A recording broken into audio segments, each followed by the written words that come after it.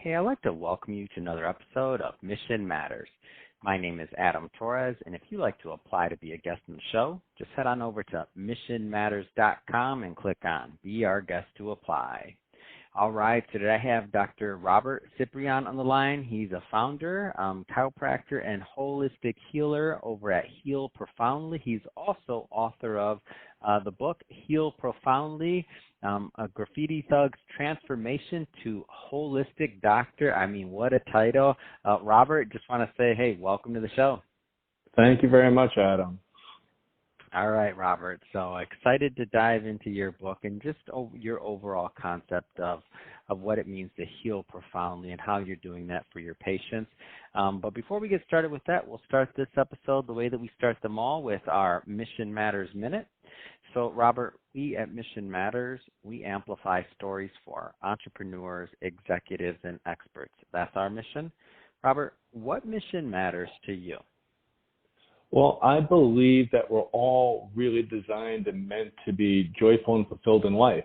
So I help people to get the obstacles out of the way of their health, their purpose in life, their financial well-being, and their relationships in life so they can have that joyfulness and fulfillment in their life. That's awesome. Love bringing mission-based entrepreneurs and executives on the line and experts to share, why they do what they do, how they do it, and, what we can all learn from that to all get better along the way. So awesome to have you on. And I guess just to get us kicked off, where did this all start for you? Where did your journey as becoming a healer, where did it begin for Robert? Oh, man. So I grew up in Queens, New York, pretty much on the streets, involved with graffiti and gangs and all that stuff. And I've always had an intuitive aspect, and I just got pushed more and more out of that lifestyle by, I guess you want to say, spirituality, my intuition, different occurrences I had. And I just really got pushed toward being a doctor, a healer, a teacher, a coach. I just followed the path that life set forward for me and just kept going. Mm-hmm.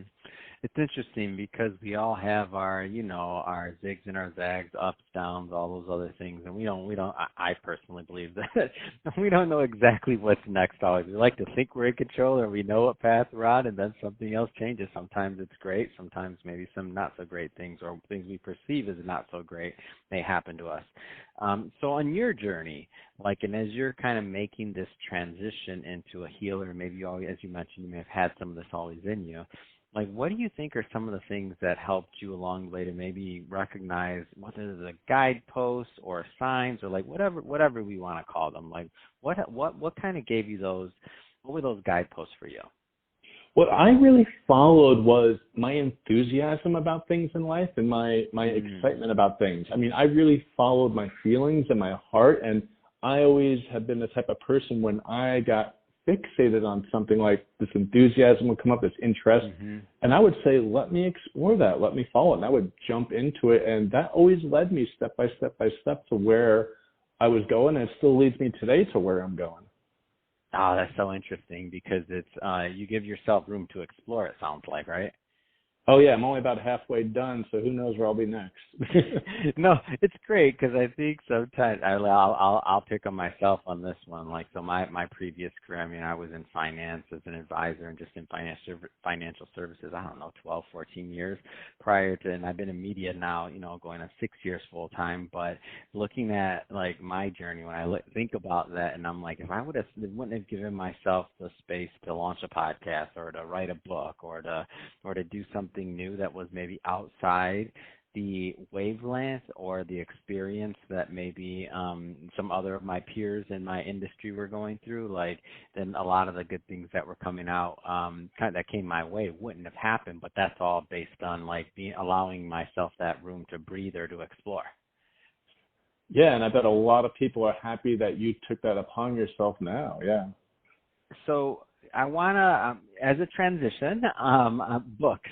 I'm a big fan of books. I'm a big fan of authors. Love helping authors sell books and promote and get their message out to others, because I think books are a great medium to do that. I still just love paper too. That's the old-fashioned side, whatever. But I do. I like an ebook too. I see you have Kindle. I'm looking at Amazon as well, and you even have a hardcover out there. So lots going on there. But what was the inspiration for the book?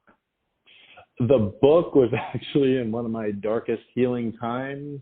I had a pretty dark transformational year, and sometimes, you got to really fall down low to hit rock bottom before you jump back up again. And I had one of those points in my life. It was about the second or third one I went through, and I would just come home from work, from the office, and just sit and just write for about half hour, an hour every night. I just realized I need to put my story on paper, because I tell people my life story, like even my patients or people that are newer in my life that don't know my background, and they just look at me bewildered about how I've had such a metamorphosis in life, and how I've experienced so many darker things and also really unbelievable, miraculous things in my life. So I'm like, I just got to start putting down chapters and write down my story. So of course, we're not going to spoil the whole book, but I do want to give the audience just a kind of a flavor for the writing style or you and what's in the book. So I know there's many, many takeaways and things that you want your readers to gain out of the book. But maybe if you could give us one or two that you hope your readers leave off with as a creator, what would those be? The first thing is that whatever your dreams are, your desires, what even from, when you were maybe younger, that you just like, oh, I want this or that in my life, that is all possible. You literally would not have those desires if it was not already set up for you to go and create that and make that happen. So that's something I try to tell people, and I've spoken to, underprivileged youth and all that stuff. I love doing that stuff. I just want to let those people know that anything is possible. All your dreams are possible, all your desires are possible, or else you wouldn't have that desire in the first place. Yeah, that's great. That's great. And I feel like one of the best ways to convey that authentically is to share your story. And that's what you're doing in this book, is you're really sharing your story, and you're sharing, not just the good stuff, right? Like I feel like as we're successful, as we grow, as we do these other things, it's always easy to just kind of talk about the good. But in this case, like you're going through, the stuff that we also don't like, so that other people can use your story as an inspiration. And what was that process like? What was that process like for you? Those really tough times, those bad things, those are my biggest road signs. That when you, I've come to a place in life where I come against a big problem, a big obstacle, I'm like, thank God, now I know which way to go, not that way, and it's one of the biggest directors you could actually have. And, what do all the greats say? You learn from your mistakes. It's your best teacher. What was that process like for you, just writing a book, in general? And the reason I ask that question is because there's so many people out there that want to write books, that want to do things, and they're kind of like, they everybody's got a book in them. I didn't say that, by the way. It was Les Brown or Jim Rome, one of those greats. They said that, and I believe it. Everybody does have a book in them and a story to tell. What was that process like for you? Because there's a difference between people that just want to do it and they get it done. Yeah, well, I was following the internet entrepreneur Eben Pagan for a while, who does a lot of great, online sales techniques and stuff like that. And he talked about writing a book in one of his little webinars I took from him. And he broke it down so simply. He said, look, just take a sheet of paper, write like 1 to 12, 1 to 15, just give yourself a good amount of chapters, and just start writing down the titles of your chapters. And he goes, once you do that, all you have to do is write 12 or 15 essays, you have a book. And I just found that so easy, just breaking it down to little bites. It made it something that's doable for me. That is good. I love it. And my first book was completely like that. I think I wrote it on a train, and I was actually talking the book in my phone using some recording software, Dragon or something like that. And since then we've published as a company going on over 300 authors, and now Wow. we're a professional publishing company. But the first one, I leave it out there on Amazon because it's my ugly duckling. And I tell people, I'm Mhm. like, anybody can write a book. You don't have to use a big company. You don't even have to use our services. Like, I'm not even plugging that. I just mean if it's if you just want to get it out there, like, you can do it. Like, that first book, I leave it out there, ugly duckling, on purpose. Your book, by the way, is beautiful. Like, your cover design, everything else like that. My cover design on my first book, not so much. But that wasn't the point. What I learned after getting the book out there is that it was able to help people regardless of the cover wasn't beautiful or this or that. Like, the feedback you get, I believe, from writing a book and things like that, that you can just by sharing your story can be tremendous, and you realize, oh wow, this was an important use of my time. So congrats on that. Congrats on the book. We're going to leave obviously the information on our in the show notes so that our audience can pick up a copy. But I like to switch focus slightly for a moment, and I like to talk more about your practice and how you're helping your patients. Tell us a little bit more about your company and what you do. Yeah. I started off wanting to go to school as a chiropractor, and very quickly I got introduced to a lot of other things, and that's because I got severely ill when I first started medical school for chiropractic. So I found all these other holistic things, and then energetic, and then spiritual, and I just made my whole, right now my whole life is I'm a permanent student. I'm always learning. So I took these things that helped me, and I use those with my clients and patients now. I help people, of course, with aches and pains and health things, but I also help them with mental, emotional blocks, and also like big purposes in life, like trying to figure themselves out too, and just helping them kind of get a clearer picture of really who they are.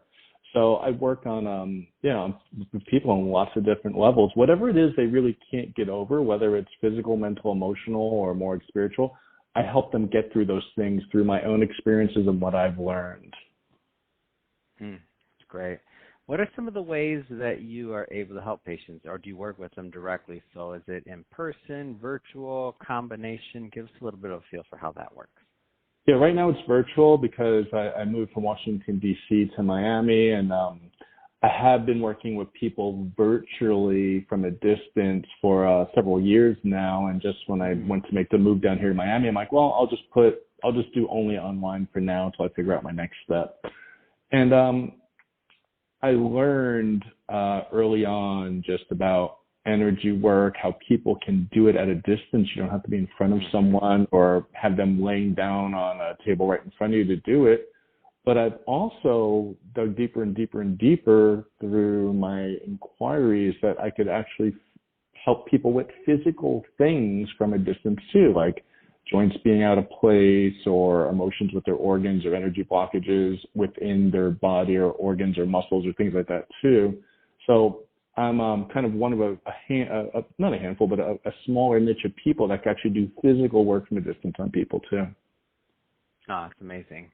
In terms of the types of individuals that are usually a good fit to work with you and your team, I mean, what do you find are normally some good areas that you like to work with?